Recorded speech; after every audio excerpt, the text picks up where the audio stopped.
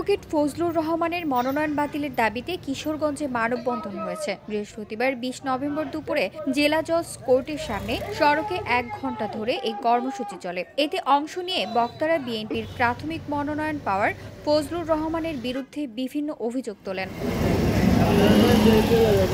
বক্তাদের দাবি, কিশোরগঞ্জ ৪ ইটনা মিঠামাইল অষ্টগ্রাম আসনের মনোনয়নপ্রাপ্ত ফজলুর রহমান শেখ হাসিনার মৃত্যুদণ্ডের রায়কে প্রহসনের বিচার বলে মন্তব্য করেছেন।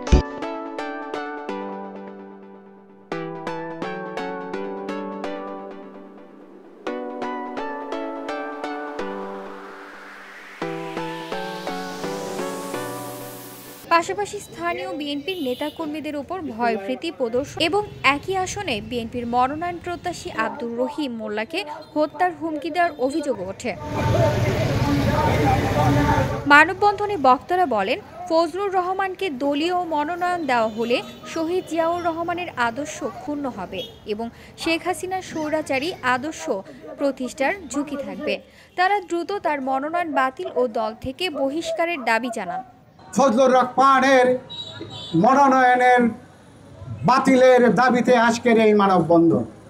তার অন্তরে শহীদ প্রেসিডেন্ট জিয়াউর রহমানের কোনো আদর্শ স্থান পায় নাই, স্থান পেয়েছে স্বৈরাচারী হাসিনার আদর্শ এবং তার সার্বিক লালন পালনের বিষয়গুলো। কাজেই আমরা ধরে নিতে পারি, ইটনা অষ্টগ্রাম মিঠামনের কিশোরগঞ্জ ৪ নির্বাচনী এলাকায় প্রাথমিকভাবে যে ফজলুর রহমানকে মনোনয়ন দেওয়া হয়েছে, এই লোক যদি এখানে থাকে তাহলে বিএনপি পুনর্বাসিত হবে না, পুনর্বাসিত হবে শেখ হাসিনার আদর্শ। যারা আওয়ামী লীগের দূষক, যারা দেশের মানুষের ওপর ঝাঁপিয়ে পড়তে চায় আগের মতন, বিশেষ করে ইটনা মিঠামন অষ্টগ্রামের মনোনয়ন পুনর্বিবেচনা এবং যাকে দেওয়া হয়েছে তার বিভিন্ন অপকর্মের জন্য তাকে অতি বিলম্বে তাকে দল থেকে স্থায়ীভাবে আমরা আজকের এই মানববন্ধন থেকে বহিষ্কার দাবি করছি।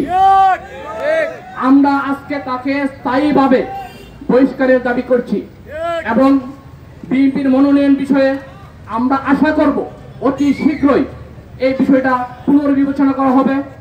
কর্মসূচিতে অংশ নেন সাবেক ডিসি ও কিশোরগঞ্জ ৪ আসনের বিএনপির মনোনয়ন প্রত্যাশী আব্দুর রহিম মোল্লা, ইটনা উপজেলা বিএনপির সহসভাপতি মোহাম্মদ গোলাম রহমান, ইটনা উপজেলা শ্রমিক দলের সাধারণ সম্পাদক নুরু মিয়া, মিঠামাইন উপজেলা যুব দলের যুগ্ম আহ্বায়ক মাহফুজ আহমেদ, ইটনা উপজেলা সাংস্কৃতিক দলের সভাপতি সোহাগ মিয়া এবং হাজারো নেতাকর্মীরা। VOD Bangla news desk.